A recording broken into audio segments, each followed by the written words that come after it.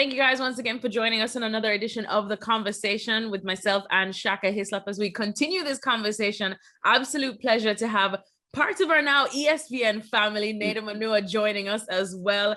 Nedum, thanks so much as well for joining us and being ready to, talk about this. As Shaka and I always say, the whole point is to continue the conversation so that it doesn't become just something that we do in Black History Month, whether it's in the US or just the UK. So first question, how we always like to start off is, I like to ask everyone just looking at the last year that we've seen. I know you and I have had some conversations about this off camera, but looking at the last year since the death of George Floyd, and then seeing how specifically the sporting world really put their hands up and led, I guess we could say, in this fight against social injustices and racism, at least starting in sports. How would you describe where we are at now? Do you feel like there has been quite a big improvement?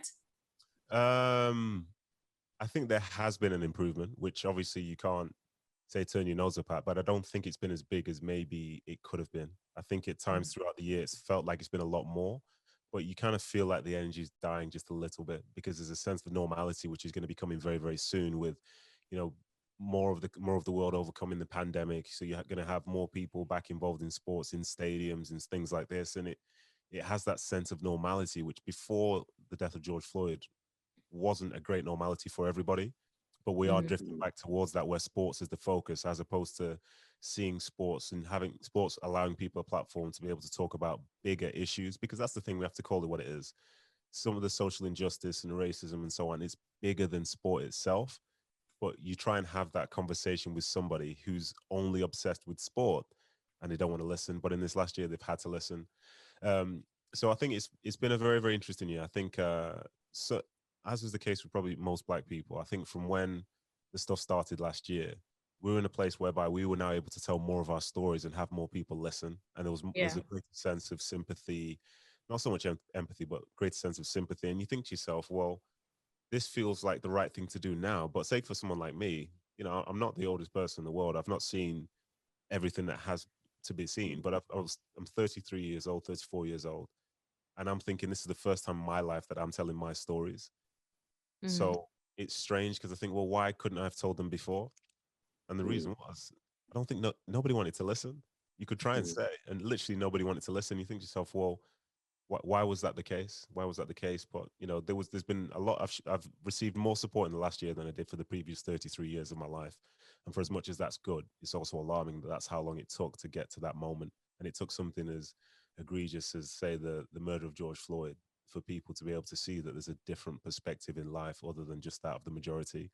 So yeah, I think overall, to go back to the question, I think, we are in a better position, but it still has a lot of work to go, because at times I feel like this fight is like pushing water uphill. Yes, you can, but you never do at any great rate, and you're continually being pushed backwards. And it's a shame, because it seems objectively like it should be something which we can all solve together, but ultimately for some people, there's no interest in doing so.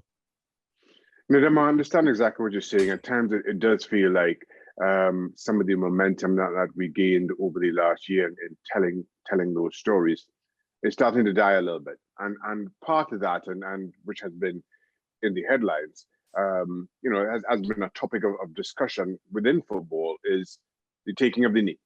You saw Wilfried Zaha come out and say he's not doing it any further.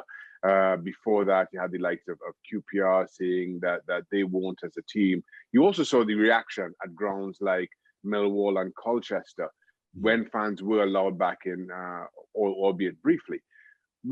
How do you see that as a symbol of where we are, and do we continue? If so, how long? That's a good question, and you've opened up some sort of a Pandora's box for me in my opinions on certain of those issues, because I do have certain takes on certain things. So, for example, the social media blackout of this past weekend, I think it's a great show of unity, but I don't think in the long term it changes what is essentially the mission statement for some of those social media platforms. But a show of unity in itself is something which is better than nothing.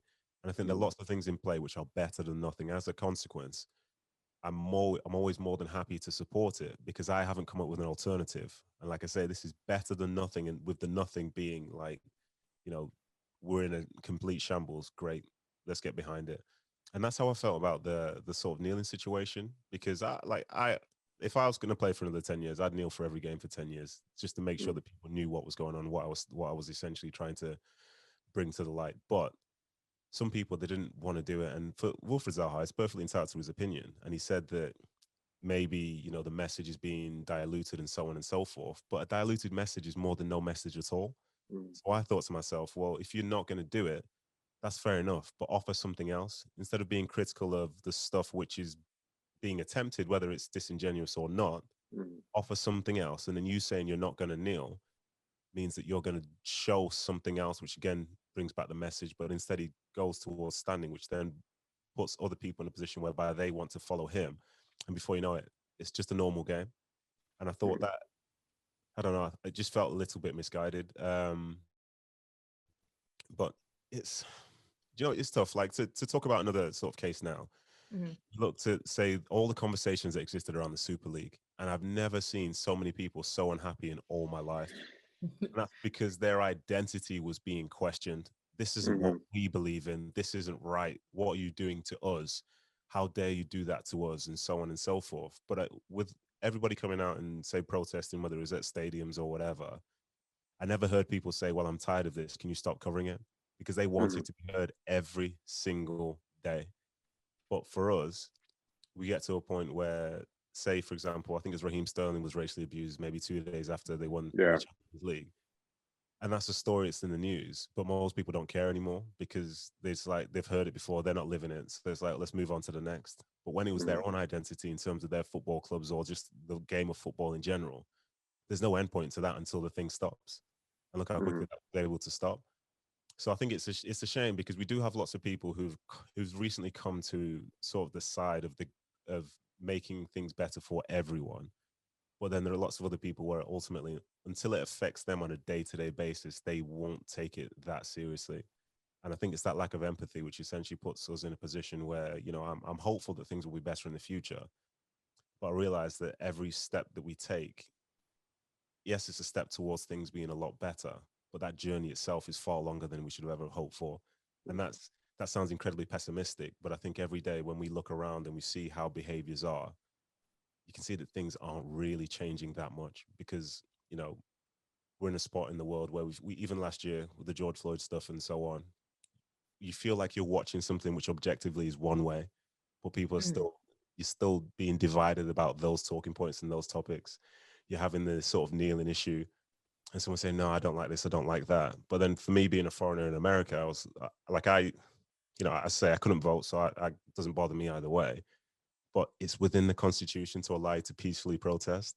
That is literally the Constitution. So for somebody to believe that they believe in the Constitution, but then criticize you for using it yourself, I think, well, what can you do then?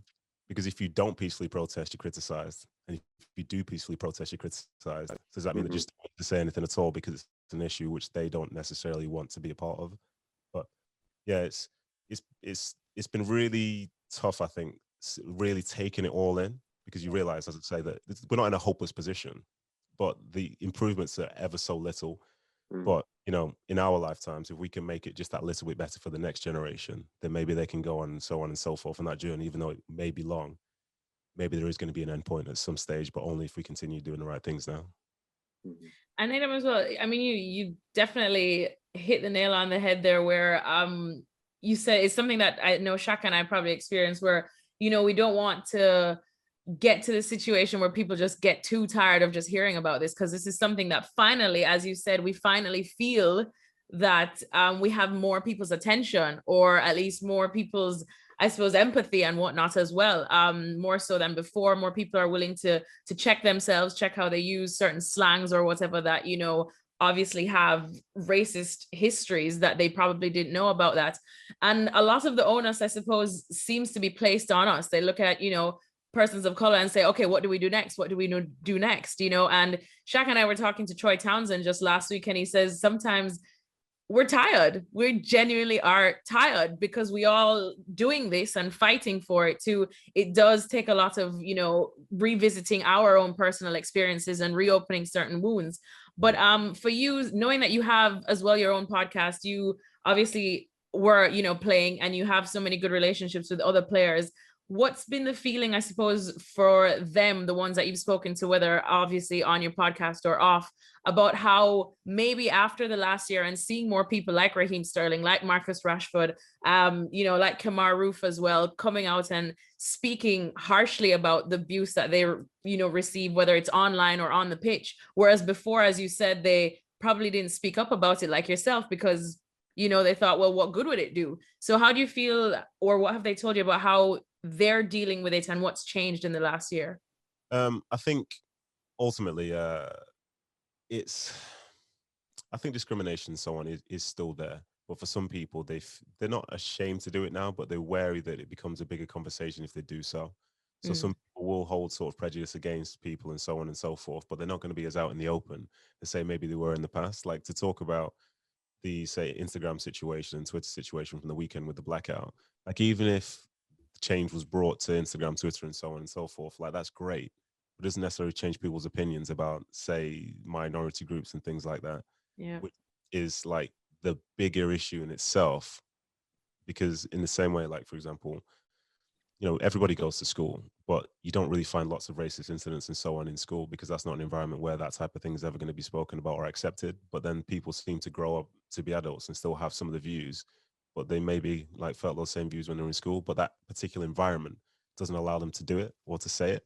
So like, it's basically, it's about, I think it's about changing reality. And I think in this moment, lots of people that I know, they are, whether they're black or white or whatever, they're calling more stuff out now.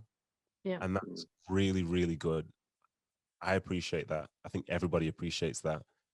Whether or not the person being called out will learn from it and change, I don't know, because it depends on their intent.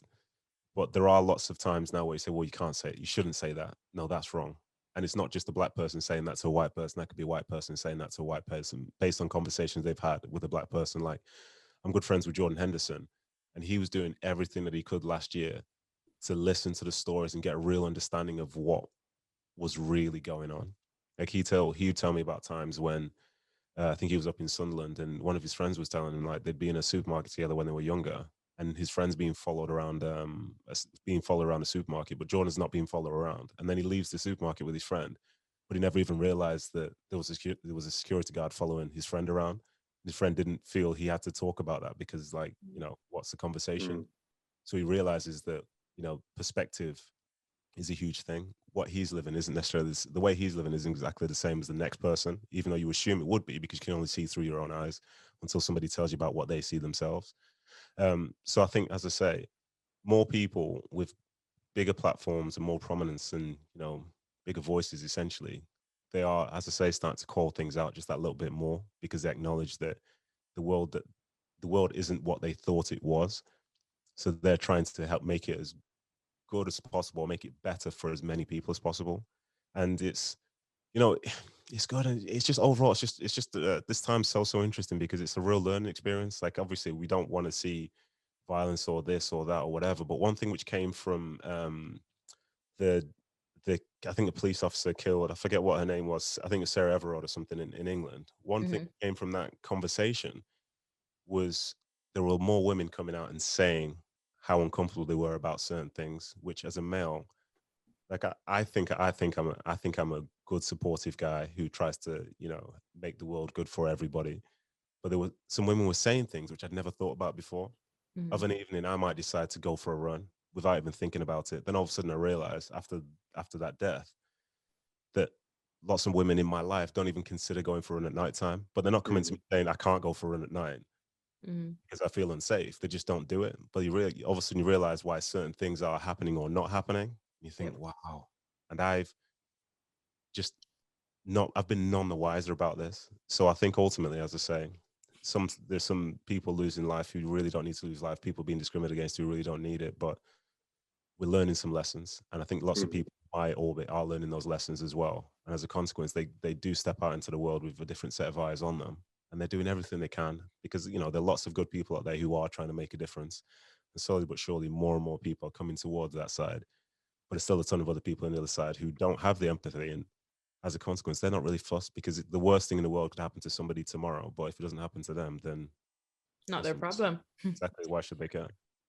Yeah, I think that's the thing. Over the last 12 months, I've kind of found myself, as much as we've been discussing and I've been talking about racism, how it exists in our game and in our society. I think the wider call has been about equality, and I have also been reflecting on um, maybe my own role through ignorance in gender-based violence and how that affects women in today's society.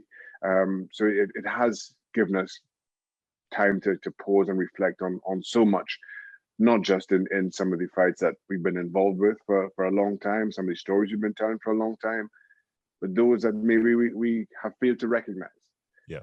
And you mentioned Joe and Henderson, and let me just say for the record, I think he's an incredible person. Like I never met him, don't know him, but everything about him just screams class and quality and an understanding that goes beyond maybe beyond who you think he is. And I say that in particular in hearing how he reflected on Liverpool's handling of the Luis Suarez Patrice Evra incident, how he was reflective of his own role and the role that so many in the team played. And I think that's a real measure of who we are today, recognizing some of our behaviors, though innocent at the time, how they play into a bigger picture. That being said, though, here on the conversation, we've spoken to players from as far back as Luther Blissett, and hearing his own experiences as a young Black teenager coming over from Jamaica and playing football in the 80s as he did, and his experiences. And contrasting it to today, where you see the likes of Raheem Sterling and Marcus Rashford speaking out and standing up as they have. I would love to hear you articulate how you see the role of today's footballers and how what has gone on in the 30 or 40 years previous has led us to them having the platform that they have today. So to talk about way back when with Luther Blissett and so on, I think the stuff that they had to go through, we're very, very grateful that players today don't have to do that. Very, very grateful for that fact. Obviously, they should never have had to go through that. But today, it's better from that standpoint, because it's kind of like I was saying before, in terms of environment, not allowing people to be able to say it. Even for like decades now, it's been saying if you hear any abuse or this, that, and the other, call the number and so on and so forth. That have in theory, they've been trying to make that a place where that doesn't happen. Doesn't necessarily mean people inside don't have those views, but you just don't shout them out as often. So, great, safer environment, whatever. But as time's passed, like I'm always wary of sounding like, at times like a grumpy old pro or a grumpy old ex-pro and stuff like that, because the game has changed so much. But the thing is, so has life. I think I got my first color phone in 2002, 2003. And I'm like, okay, so that really wasn't that long ago. Social media, I remember I joined Instagram in 2012. It's really not that long ago. But now, and I never, if you would have told me 9 years ago Instagram's going to be the biggest thing in the world, I'd be like, okay, good one. But still, here we are, and it is. And for those players, I think the biggest difference between, say, from Luther's day to this day now is that back in the day, Luther would have been accessible to the people in the stadium or people in the city who he represents through that team. Whereas the players now, your number one fan need not even be in the same city as you. They could be on the other side of the world, and you're accessible because of things like social media.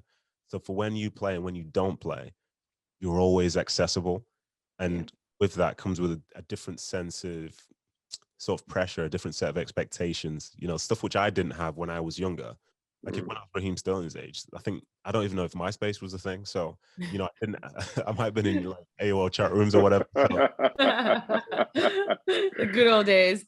Yes, it's a completely different time. And these guys here now, they have huge platforms. You can have kids now who haven't played a first team game yet, who've got tens of thousands of followers on social media, but nobody's ever seen them play. They just heard about them, but they all know them. So every action that you take is being analyzed now in the same way that in the past it would only be analyzed if you were in the stadium once every 2 weeks to go and watch your team. And those players now, they take that responsibility on their shoulders. And for them to be able to do what they've done in terms of calling out things which are wrong and aren't for the greater good, for me, I find that truly incredible, because on that sort, they have their own pressures anyway, but they still find time to understand what is more important in life. Like, they're at the pinnacle of football. They're playing for some of the biggest clubs in the world, playing for the national team, trying to win everything. They're endorsed by this company, that company, and all this. And they're like, so what? For me, this matters more. And to have that platform and for them to step up and do that, because it's very, very easy within football to just be anonymous. It's so, so easy to be anonymous because there's so many of us that do it. But when those guys are willing to basically risk everything on their platform, because people will disagree with them, but when they're prepared to risk everything for something which doesn't necessarily even benefit themselves, but benefits the people coming after them, that is truly, truly incredible. And I think people from way back when, if they had these same sort of opportunities, maybe they would have done. But then again, the other side of that coin, you have that big platform, and say, I use this as an example. If 1% of people really don't like you, that's fine when 100 people follow you. What happens when it's 100,000? What happens when that's a lot of people who can come to you every single day, and you're accessible 24/7. But those guys, they try and rise above it, and they try and do everything they can to try and help the greater good and make things more equal for everybody. And for me, like, that's so, so impressive, because, as I say, within football, it's very easy to be anonymous, but the ones with the biggest platforms trying to make the biggest difference, they deserve all the credit in the world. And this goes, I couldn't care less if they're playing well or playing badly. For me, those are just standout human beings. And that's why I always support them. And then, Nedum, I mean, back to the point where you had said that obviously you have had your fair share, I'm sure, of horrible experience as well, whether in the game or just, growing up in society that we know has been plagued by racism from day one, pretty much. How in the last year, I guess, and seeing the likes of, like you said, Raheem Sterling, Marcus Rashford, stepping up as well, using their platform, how have you, I guess, changed, or has your way of fighting it in your own way, has it changed that much, or have you tried to change it to probably, I suppose, suit what's going on today better? So I'm in somewhat of a sticky situation, because my social media stuff is closed. It's all private. Yeah. My voice goes as far as the people who follow me already. And to be honest, most of the people that follow me already are people I can vouch for. But it means that I'm always front foot, especially being on the other side of the game now, being in the media. I will happily share my voice about absolutely everything that matters. And I'll be very, very honest about it. I don't shy away from it. I don't say I'd rather not. You can just give me 24 hours where we can talk specifically about, say, injustice, discrimination, whatever, whether it's against people of a certain faith, people of certain sex, certain religion, whatever. Like, I'll do it, because I know this matters. I don't know how far my voice will go, but we have to call things out for what they are. And I'm more than happy to do so. And like I said before, it's very, very easy to be anonymous, but I choose not to be in times which need the most discussion and need the more honest opinion. But something I'm sure that you guys have felt as well, which annoys me, is being somebody in a minority as such. Whenever you want to make a case, you've got to deliver a message in a certain manner. The sort of the tough tone that most fans who were trying to protest last week for the Super League were able to deliver is something which I've never felt I've been able to deliver, because very quickly you can turn into the trope of just the angry black man, and who wants to support you when you're being like that. So I've always got to be very, very careful about my words, to the point where I don't upset people who might want to jump ship and disregard us already, even though this is about my life and lives like my own, which matter the most to me. And I'll be honest, that I kind of hate that, but I understand that's what you have to do sometimes to continue, as we've seen here, the conversation. Because you know yourself, if you shout something out at people, even if it's right, not everybody wants to listen. And that's ultimately, a shame, because you can be very, very passionate about something, very, very passionate, but you still have to talk in a calm manner and try and include everybody. Like, yes, I understand why maybe someone might not understand why we're kneeling and this, that, and the other. But I really want to say, we kneel because of this, and this is wrong. But you can't do that.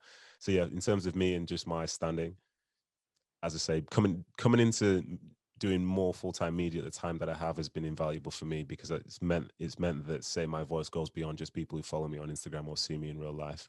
And that stuff really, really matters more than anything. Like, I would stop everything I could do in a minute if it meant that, say, I could help more people and help us get closer towards equality. And, you know, obviously we're not at that particular moment yet, but I'm not gonna, basically, throughout my life, I've not chosen to be anonymous, but I can guarantee you for a fact now, anytime there's a call and somebody needs to speak, I guarantee you I'll be there. Let me ask this, Nedum. Given everything we've endured, given all that we've seen in the way the game has approached equality and the calling of this moment, what does success look like? So with that's a really, really good question. That's a really good question. I think you could probably split up into short, medium, and long term. I think in the short term, guaranteeing that the environment we're in now, whereby things can be spoken about for what they are and people not dance around it, that needs to continue. Secondly, I think probably in the medium term, people have to really not just listen to the stories, but understand the stories, and those stories themselves need to be shared by not just Black people, but other people saying, you know, this is why we're doing this. I feel like I want to be in a world where a man could talk to another man about women's rights in the same way a white person could talk to another white person about, say, the rights of minorities and so on and so forth. And for it to roll off their tongue because they fully understand, and for the conversations to be had between the majority in that sense, and it not be one of those where, like, it's whatever. Like, we don't joke about Black people because in a group of white people because they're not here. We don't joke about women because we're a bunch of men or whatever. I feel that's the medium term goal. And then the long term goal is probably to a point whereby, like, if we look at society in general, the majority of people believe in equality instead of it being, and believe in it wholeheartedly, and not just a case of whereby there's a group of people who are seeking it, and sometimes fair weather followers come and make you closer to a majority, but then when you're out and there's no pandemic, you drift back to being what it was. I think that with the ultimate goal to sort of change society to the point where, as I say, more people do want the best for everyone. And even though, there'll still be groups of people who don't, they'll be marginalized. So as a consequence, some of those views won't matter. But yeah, in the last year in England, to be seeing games kicking off and you see a sign whereby, they'll say, they're doing this for equality. They're doing that for equality. I want that energy to remain when there's 30,000 people in the stands. I want that energy, you know what I mean? And it's been, as much as I'm happy with what's happened in the last year, I'm also thinking to myself, it's been a lot easier because nobody's been there. Literally nobody's been there. If they keep these measures in play for the next season when every stadium's full, then I know they're taking it seriously, because then they're showing to everyone that they're with it. And that's, for me, I think that's what success would be change that would happen over time. But it starts, as I say, with a consistency level from now, which then leads to sort of an educational point whereby, it's not just the minorities or whether it's women or whoever who are having to make their own case. Other people can make it for you with as much passion as you would do yourself, because they understand what it is to be who you are. Thanks so much for watching ESPN on YouTube. And for more sports highlights and analysis, be sure to download the ESPN app. And for premium content and live streaming, subscribe to ESPN Plus.